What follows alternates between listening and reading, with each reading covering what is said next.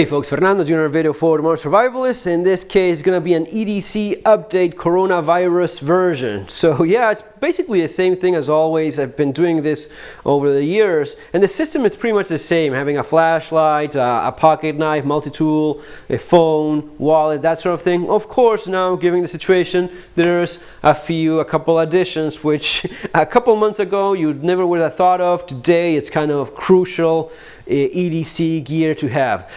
Folks, for those of you already following me on Instagram, it's Furfal308. I'll leave the link there below, as well with a link to my books in Amazon in case you want to check those out. But for those of you sending me messages and encouragement on Instagram, I really appreciate it. I try to answer all the messages on Instagram. The thing is, sometimes a few get past me, I just miss a couple, but I mostly reply to everyone. And if you want to follow me there, I think it's a good way of connecting and keeping up with some of this stuff. I try to post pretty much daily these days. So let's get right to it. The system is pretty much the same. I still have, of course, a wallet, cell phone.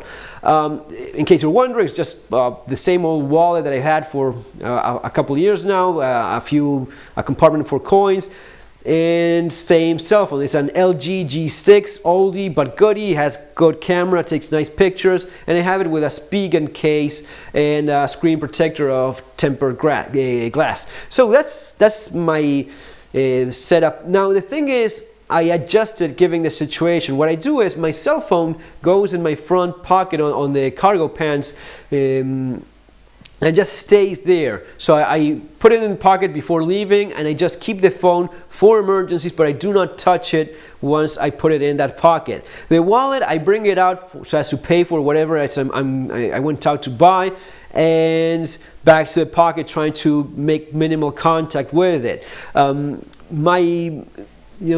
couple of times I go out, that's basically once a week, doing some grocery shopping. And this is a bit of a hot button topic in the prepper community. There's folks that think that you should not go out at all, just stay home, avoid contact entirely, and just use your supplies. I'm more of the other camp of, look, as long as there's a store open, as long as stores are open and you can keep finding stuff, I don't see the point in depleting my stockpile of food if stores are still open. So I want to get fresh fruits, vegetables, and meats as long as I can, and I want to keep rotating my supply and even adding to it rather than just diminishing it. We've already been in a lockdown for almost a month now. If I had done that, I would be a month without a month less of food in my stockpile. This way, I still have the same amount of food, or maybe a couple of months more by now, but I'm not depleting my stockpile of food, and I'm getting fresh fruits, vegetables, and meats, which is also important for a family with kids and such.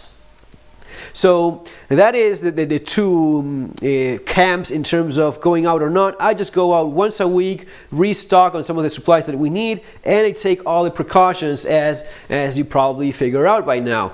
I also happen to live in an area that is really not that, it's one of the least affected areas in the country, so it's quite minimal, the chances of getting sick. And with the precautions I take, I'm really far more likely to get hit by a car and have a car accident and dying because of that than just catching the virus. So having said all that, that's the way I go about it. In terms of a flashlight, I'm using the Eagle TAC D25C, just the same little flashlight as always. The system is the same. I just keep on updating depending on new technology. Eventually I'll have to change the phone for a newer one. Car keys with the house keys as well, and Clarus Mini 1 titanium flashlight. I'll leave the link below there along with the Instagram account and the books.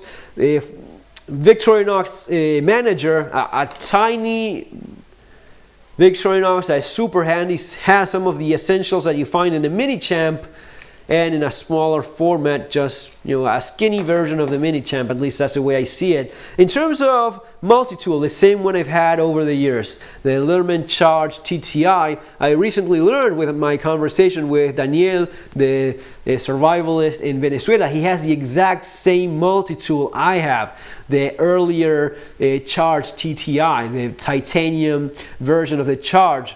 which is a fantastic multi-tool. He has the exact same one, and it's amazing how people that don't even hadn't even met until that moment kind of think the same way in terms of how precious high quality tools are when things get bad, when it matters. If you haven't seen that interview with Daniel in Venezuela and you speak Spanish, in my Spanish channel, you can watch it. And I did a video going through the basic points here as well, if you want to go check that out, some of the previous videos.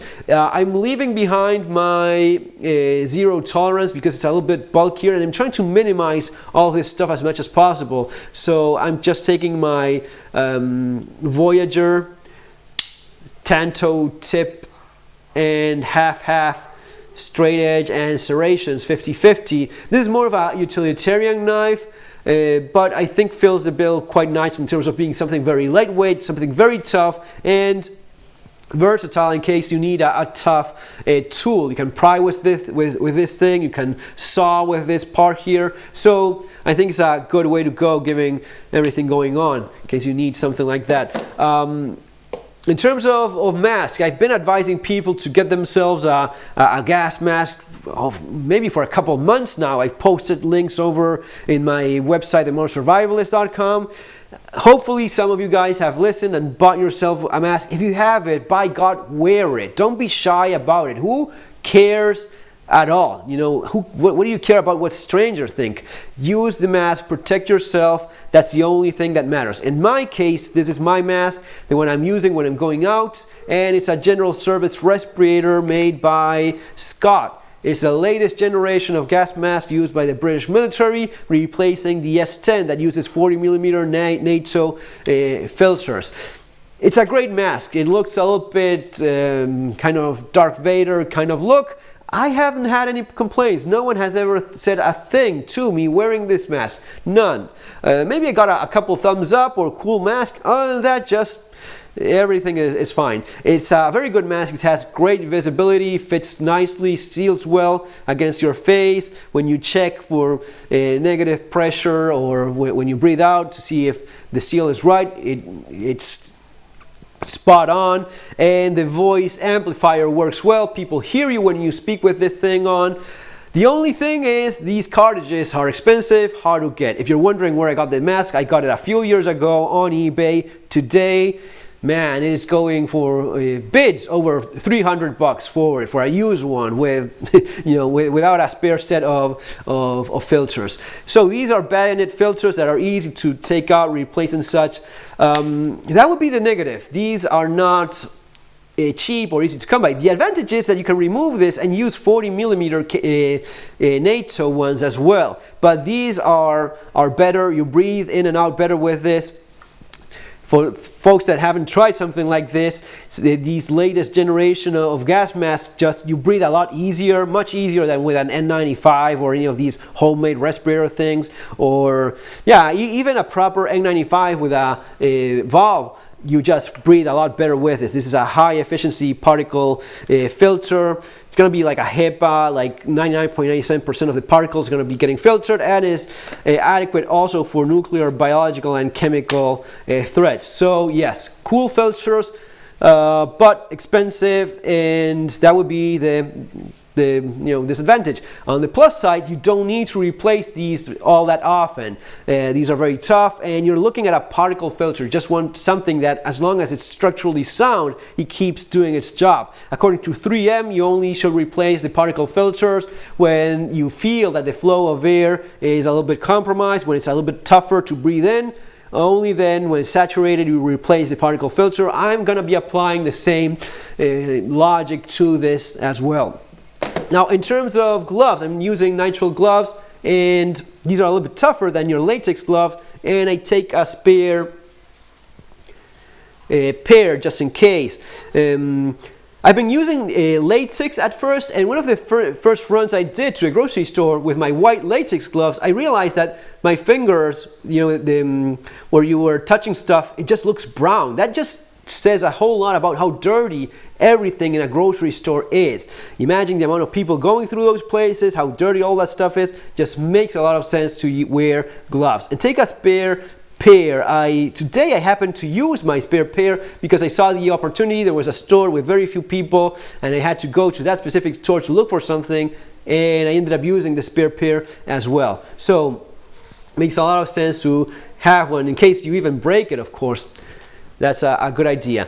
And that's it, folks. For you guys interested in my version of preparedness, the way I at least go about it, I keep recommending my latest book, Street Survival Skills, which is fortunately doing very well. People are liking it. And I believe it's the one that's most likely to help you out for many of the things that you're seeing right now and you're likely to see in the future. Folks that bought this book are thanking me for it. Every single day someone is posting a message on Instagram, maybe with a photo of the book that he got. Hey, thank you so much for helping me out, especially with the Spanish version. Lots of folks in the Spanish channel that bought the Spanish version of the same book and are really thankful for it. So I know that you guys will be as well if you get it and give it a try. A lot of the things I talk about in the channel, I explain here and a lot more.